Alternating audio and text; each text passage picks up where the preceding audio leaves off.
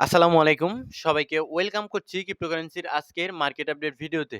গতকাল রাতে আমাদের ফেড মিটিং ছিল। আমাদের ফেড মিটিং থেকে নো রেট কাটের নিউজটা উঠে আসে এবং আমি টেলিগ্রামে ইনস্ট্যান্ট জানিয়ে দেওয়ার চেষ্টা করেছিলাম। যারা টেলিগ্রামে জয়েন আছেন তারা অবশ্যই এই নিউজগুলো ইনস্ট্যান্ট পেয়ে গেছেন এবং সেই সাথে আমাদের প্রেস কনফারেন্স থেকে ফেড চেয়ার জেরোম পাওয়েল বেশ কিছু বক্তব্য দিয়েছেন। সেগুলো যদি আপনাদের অ্যা আমি যদিও টেলিগ্রামে ট্রান্সলেট সহ বাংলায় ট্রান্সলেটও করে দিয়েছি এবং আমি এগুলো বাংলায় ট্রান্সলেট করে দেওয়ার চেষ্টা করি যাতে আপনাদের বুঝতে সুবিধা হয়। তারপরেও আমি সামান্য কিছু কভার করে দেই।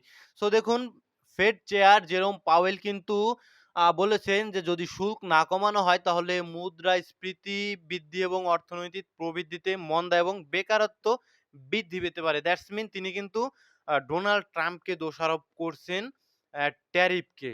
ঠিক আছে? এবং তিনি আরো বলেছেন যে পাওয়েল ট্রাম্প শুল্ক অপসারণ না করা পর্যন্ত অর্থাৎ ট্যারিফ অপসারণ না করা পর্যন্ত তিনি সুদ কমাবেন না। দ্যাটস মিন তিনি আসলে রেড কার্ড দিবেন না।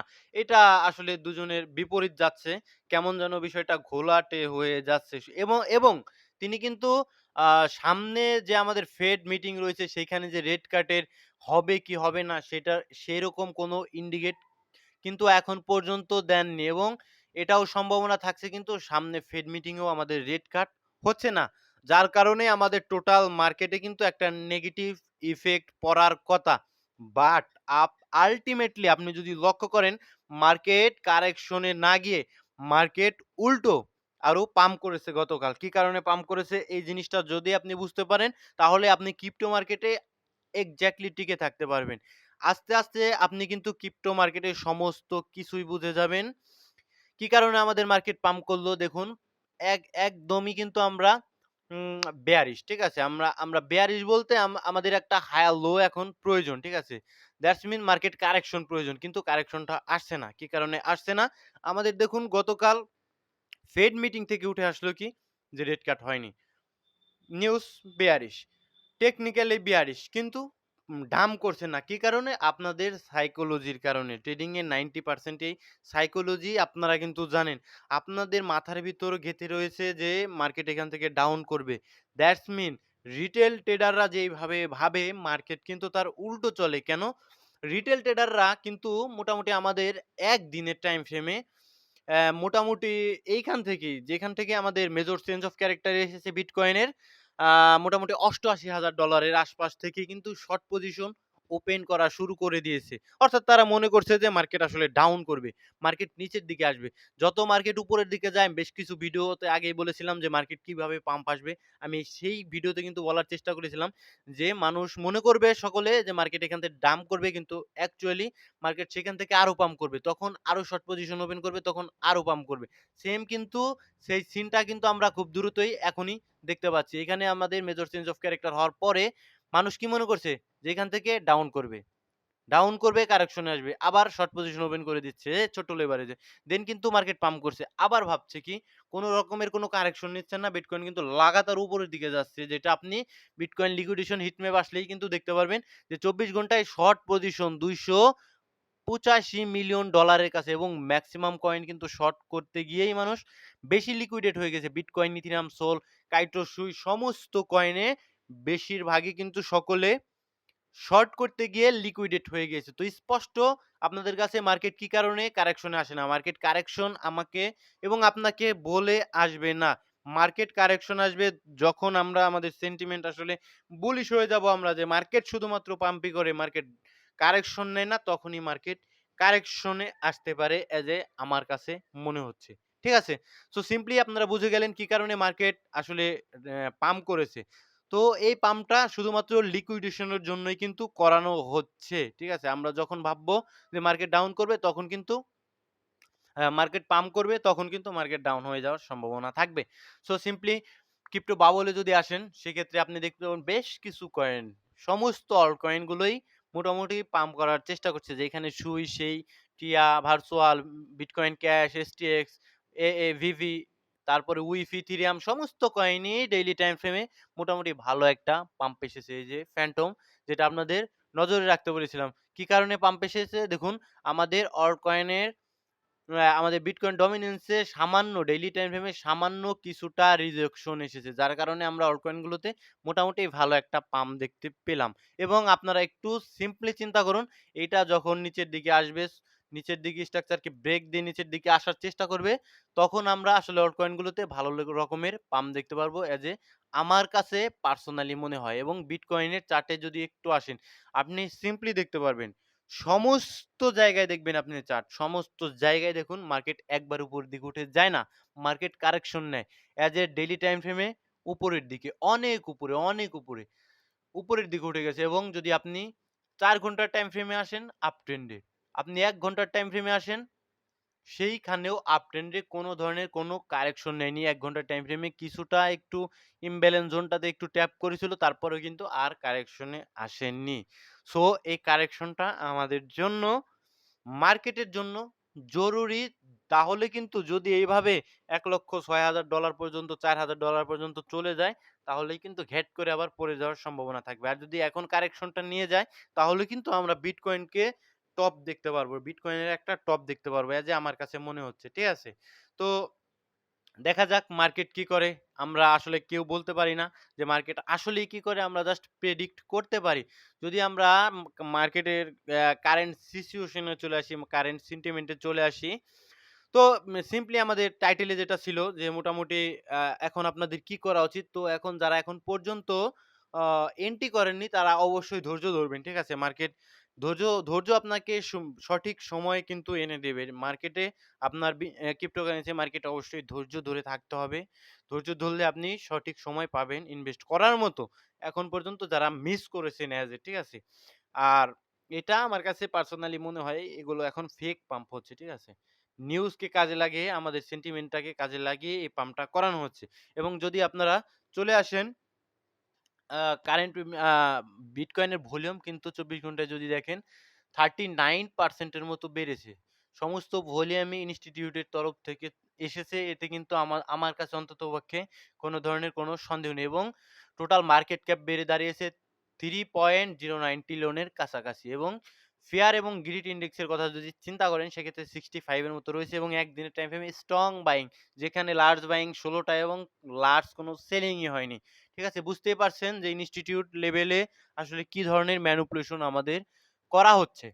সুতরাং এখন যদি কমেন্টে আসি, বিটকয়েন ইটিএফ ফ্লোতে আসলে আপনি দেখতে পারবেন ৭ তারিখে দেখুন ইনস্টিটিউটের পক্ষ থেকে বাইং করা হচ্ছে। এই ম্যানিপুলেশনের জন্য এরাও কিন্তু আমাদের দায়ী। ঠিক আছে? এরাও কিন্তু আমাদের সাথে ম্যানিপুলেশন করে। ওকে? যদি চলে আসি আমরা কমেন্টে, সেক্ষেত্রে বেশ কিছু কমেন্ট পড়বো আজকে। এইখানটাতে এক ভাই প্রশ্ন করেছেন, ভাই পেপে কয়েন কি আবারও 4x02 তে যাওয়ার সম্ভাবনা আছে কি? তো পেপে কয়েন কি? এটা আপনার ১ম এ বুঝতে হবে। ঠিক আছে? পেপে কয়েন একটা মিমি কয়েন। আর মোটামুটি ভালো ভালো হাইপ যুক্ত একটা মিমি কয়েন লাইক শিব, লাইক আপনার ফ্লোকিনো, ফ্লোকিনের চাইতেও ভালো কয়েন পেপে। ঠিক আছে? সো এটা যেহেতু এই কয়েনটাতে প্রচুর হোয়েলস রয়েছে। সো এই কয়েনটা পাম্প আসবে আমার কাছে পার্সোনালি মনে হয়। মিম কয়েনের যখন হাইপ আসবে, পেপে কয়েনেও কিন্তু হাইপ আসার চেষ্টা করবে। এবং আপনার যেটা প্রশ্ন ছিল আমি ডাইরেক্ট প্রশ্নতে যাই। সেইখানে আপনার 4x02 অর্থাৎ আপনি মার্ক করেছেন এইখানটাতে 4x02। সো দেখুন ভাই, মিম কয়েন এইখানটাতে না, এই পেপে এর চাইতেও উপরে, এর চাইতেও অনেক, অনেক উপরে যাওয়ার সক্ষমতা রাখে, অনেক উপরে যাওয়ার সক্ষমতা রাখে। যে আমার কাছে মনে হয় কোনোভাবে ফাইন্যান্সিয়াল অ্যাডভাইস নয়। মিম কয়েনগুলো অল্প অ্যামাউন্টের রাখতে হয় এবং দীর্ঘদিনের জন্য রাখতে হয়, যাতে বড় রকমের প্রফিটটা আপনি মিম কয়েন থেকে তুলতে পারেন।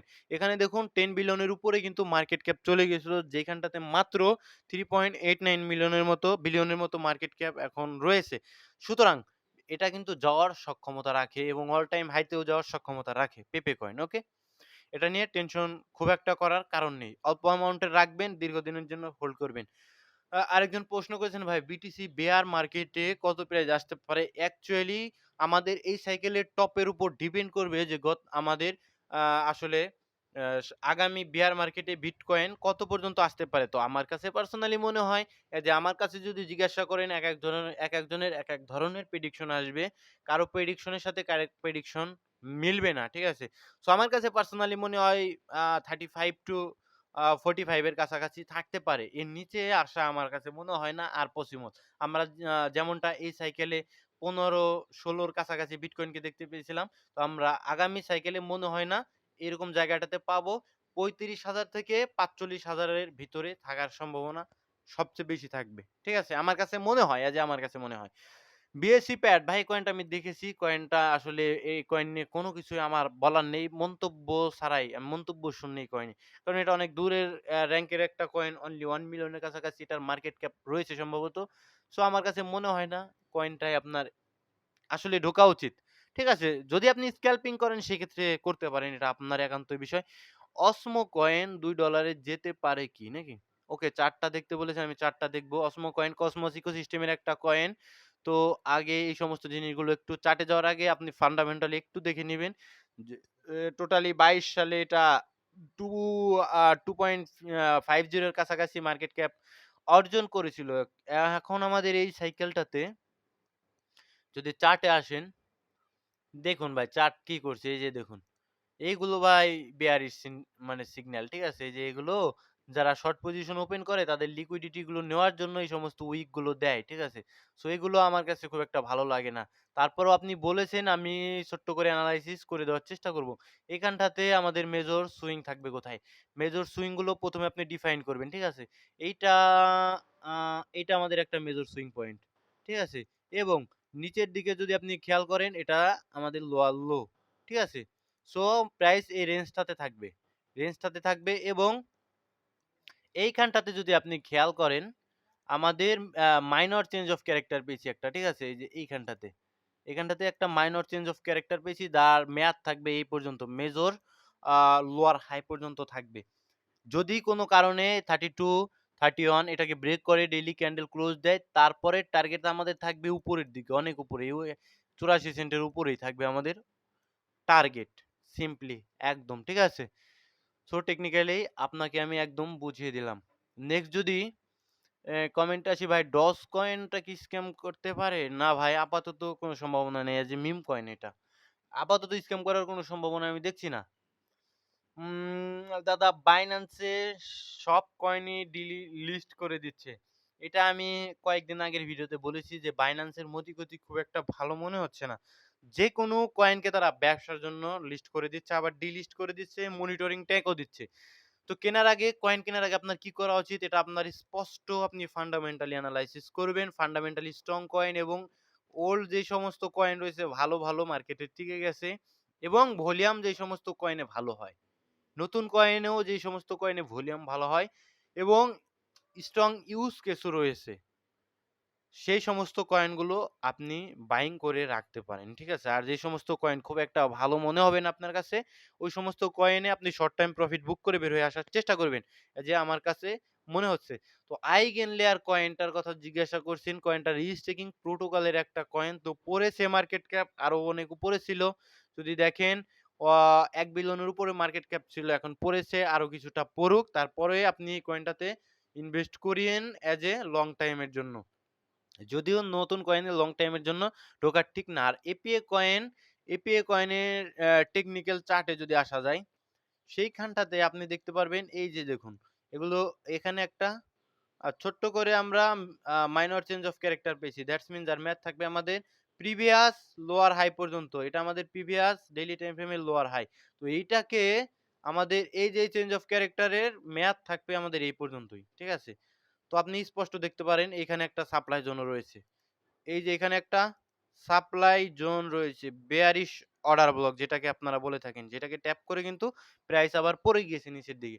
সো এইটাকে যদি উপরের দিকে ডেইলি ক্যান্ডেল ক্লোজ দেয় এজ এ লঙ্গার টাইম ফ্রেমে, আপনি উপরের দিকে কিন্তু টার্গেট রাখতে পারেন। এখানে ইমব্যালেন্স রয়েছে, এখানে ইমব্যালেন্স রয়েছে, এইখানটাতে $1.77 এর কাছাকাছি আরেকটা ইমব্যালেন্স রয়েছে। এগুলো টার্গেট করে এজ এ সুইং ট্রেড আপনি করতে পারেন। তো প্রথমত আপনার আগে এইটার উপরে উঠে আসতে হবে এজ এ এপিএ কয়েনের ক্ষেত্রে। ঠিক আছে? ওপি লেয়ার 2 ক্যাটেগরির একটা কয়েন, ঠিক আছে? সো ওপি কে রাখতে পারেন। ওপি লেয়ার 2 ক্যাটেগরি থেকে খুব একটা বেশি কয়েন আমি আপনাদের রাখতে বলব না। আপনার রাখলে ২-১ টা কয়েন রাখবেন। ঠিক আছে? ২-৩ টা কয়েন রাখবেন। বেশি লেয়ার 2 ক্যাটেগরির কয়েন রাখবেন না। আগেরবার আপনারা জানেন শুধুমাত্র পলিগনই ছিল। অন্যান্য আ কম্পিটিটর ছিল না অনেক। এইজন্যই কিন্তু লেয়ার 2 এইবারে অনেক কম্পিটিটর অপটিমিজম, তারপরে আরবিট্রাম, পলিগন রয়েছে, জেট ক্যাসিং রয়েছে, আরো বিভিন্ন কয়েন রয়েছে। এই কারণে আমাদের লেয়ার 2 র অবস্থা একটু খারাপ। তারপরেও ইথিরাম সেরকম পারফরম্যান্স করতে পারেনি। তারপরে লেয়ার 2 ক্যাটেগরি থেকে আপনি রাখতে হলে ২-১ টা কয়েন রাখবেন। যেগুলো স্ট্রং লাইক অপি, লাইক আরবিট্রাম রাখতে পারেন, হয়তোবা ম্যাটিক রাখতে পারেন। তো ভালো থাকবেন সকলেই, সুস্থ থাকবেন। দেখা হচ্ছে পরবর্তী কোনো ভিডিওতে। আসসালামু আলাইকুম ওয়া রাহমাতুল্লাহি ওয়া বারাকাতুহু।